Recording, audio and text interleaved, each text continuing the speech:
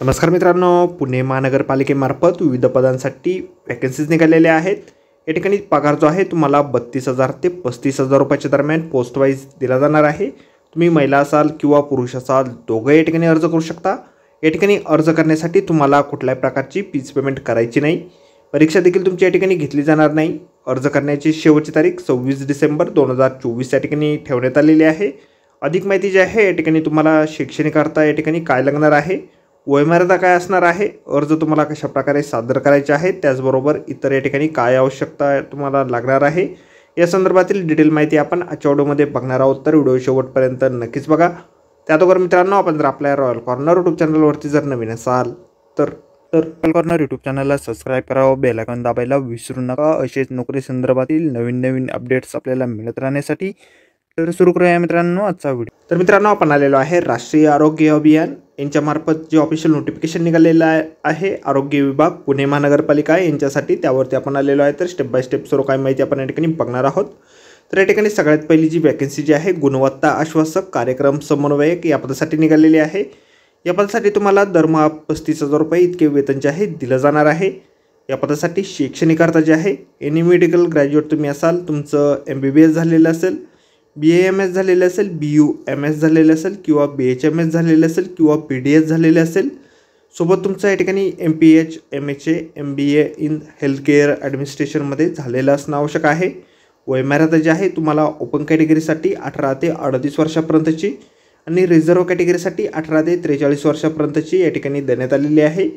एक वॅकन्सीज या पदासाठी या ठिकाणी निघालेली आहे। त्यानंतर पुढील वॅकन्सी या ठिकाणी आहे पब्लिक हेल्थ मॅनेजर या पदासाठी तुम्हाला 32,000 रुपये दरमहा वेतन जे आहे दिलं जाईल। शैक्षणिक अर्थ जे आहे या पदासाठी तुम्ही MBBS केलेलं असेल किंवा या ठिकाणी ग्रॅज्युएशन झालेलं असेल हेल्थ सायन्समध्ये, त्यामध्ये BDS झालेलं असेल, BAMS झालेलं असेल, BUMS झालेलं असेल, BHMS झालेलं असेल, BPTS झालेलं असेल, नर्सिंग बेसिक झालेलं असेल, किंवा या ठिकाणी PBBSc झालेलं असेल किंवा B.Pharm झालेलं असेल, सोबत तुमचं MPH MHA किंवा MBA हेल्थ केअर ॲडमिनिस्ट्रेशनमध्ये झालेलं आवश्यक आहे। वयमर्यादा तुम्हाला 18 ते 38 वर्षाची ओपनसाठी आणि रिझर्व्ह कॅटेगरीसाठी 18 ते 43 वर्षापर्यंतची या ठिकाणी आहे।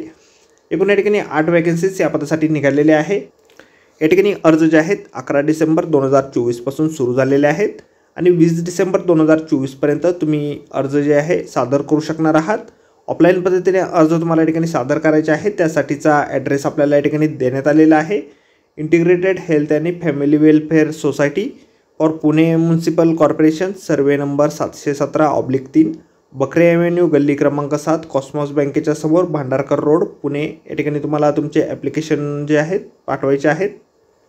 अर्जासोबत तुम्हाला जन्मतारखेचा दाखला किंवा वयाचा दाखला आपण ज्याला म्हणतो तो जोडायचा आहे।